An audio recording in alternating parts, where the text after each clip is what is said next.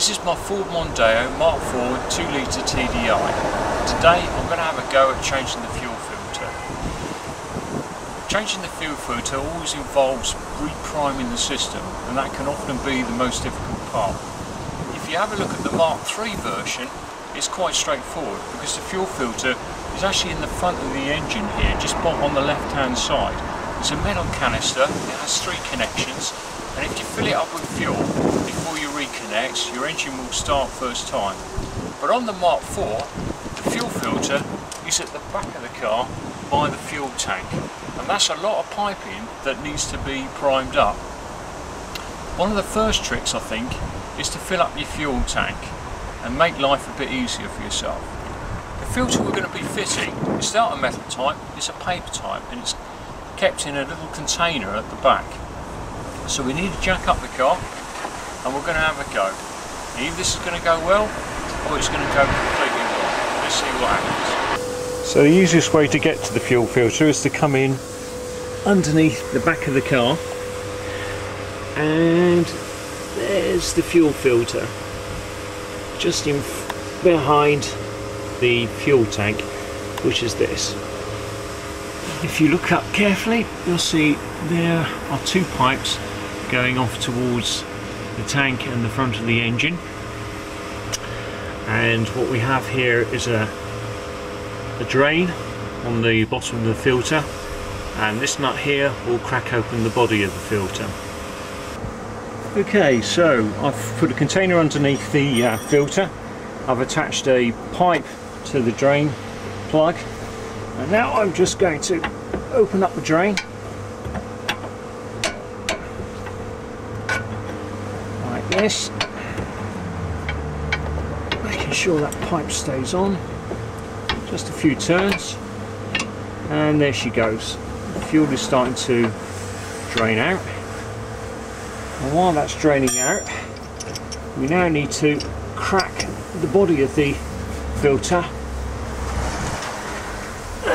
like that. There we go.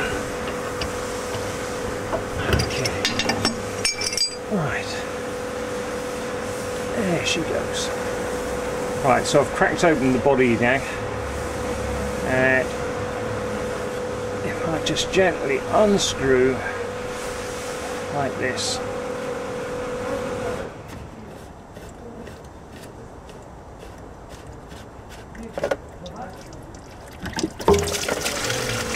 and okay, didn't work quite as well as I expected, but we're out. Clearly drained down the fuel line a bit longer than I did.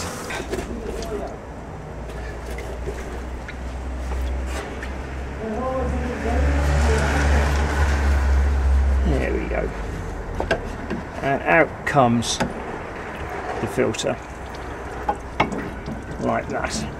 Now before we go any further, I think the best thing to do is tighten up this bleeding nut,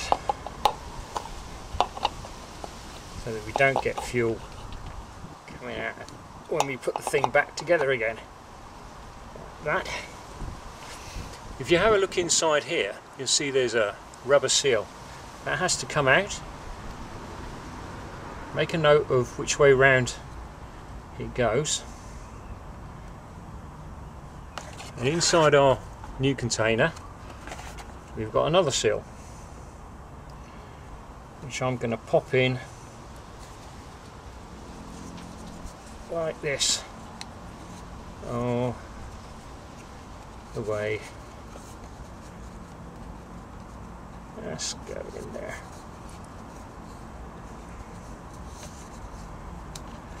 And this is going to be tricky, isn't it? Pop it just into that slot.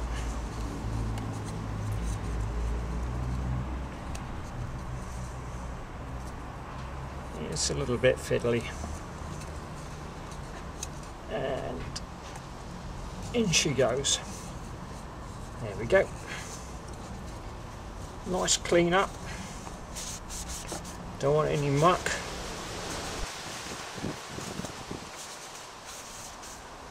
There we are. Worth giving the underside a bit of a clean as well while we're at it. So there we are, there's the seal in there nicely now. And this is your filter. That's going to sit in there. Okay, now I'm going to give the housing just a bit of a clean as well, so that we know everything's nice and ready to take that new seal like that. Okay.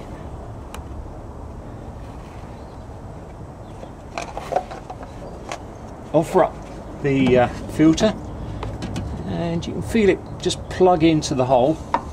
Now I've put a small amount of diesel into the cover here just to see whether it will help it a little bit. I don't suppose it makes a lot of difference, but I did it anyway.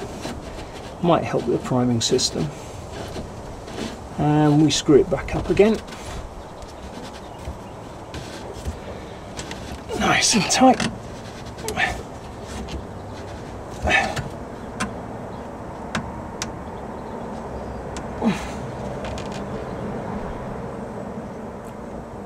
And that should be good enough. Let's give this a little bit of a wipe. As later on I'm going to want to know whether this thing is leaking or not. There we are. And I'm just going to make sure that everything's nice and tight here. Let's put a little, you can see the original mark here actually, and it would be good to bring the filter back to its original mark, and that way I know it's on good and tight. Okay, that is the filter fitted.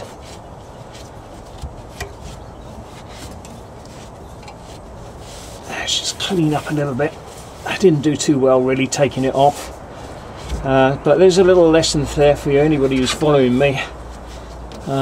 Give the bleed valve a little bit more time to drain down. Doesn't really matter if you chuck it everywhere, providing you've got a nice pot underneath to capture it. There we go, that looks good. So there it is, filter is back on. Now the next stage is to go and prime the fuel lines. There's two ways that have been described of actually priming this system. One is to just turn on the ignition several times, and the other one, well, I'll show you that a bit later. Let's find out which one of them actually works. With the ignition trick, you've got to turn the ignition to the on position for 20 seconds 7 times.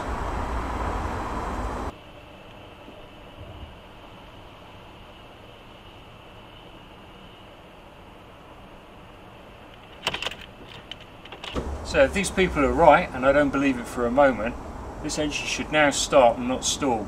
I think it's going to stall, but let's give it a go anyway.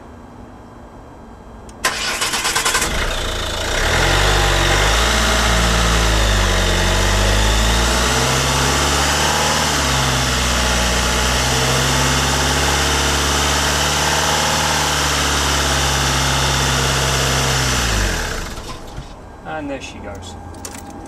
Which means we've got to go to method 2, which is underneath the bonnet.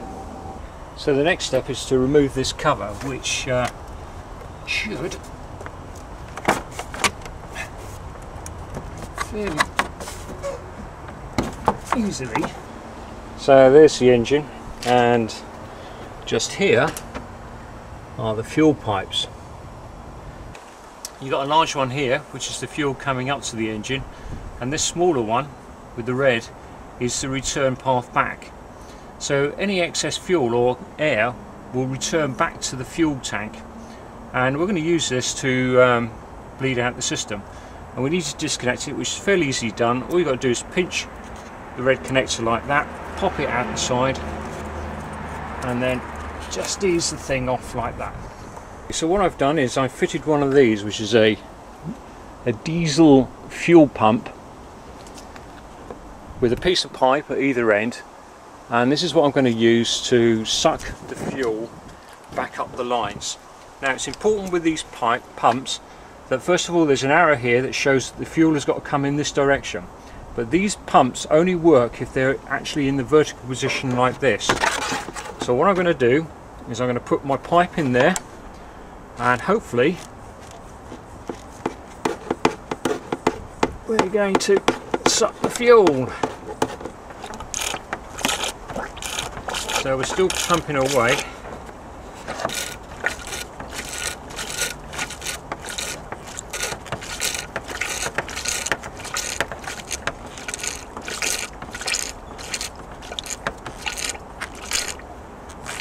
And I've got something.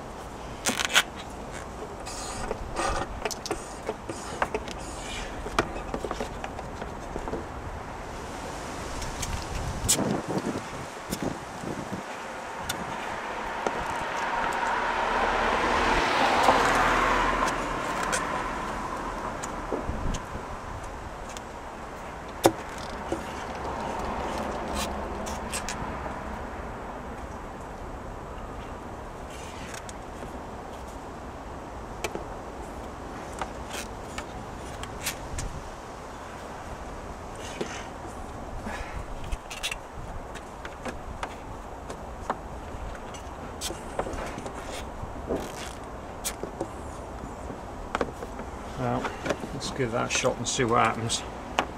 Okay, the final step is to see whether the engine starts. Here we go.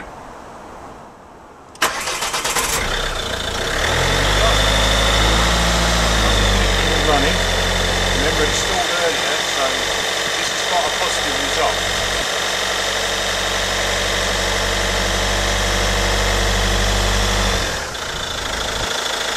Lovely.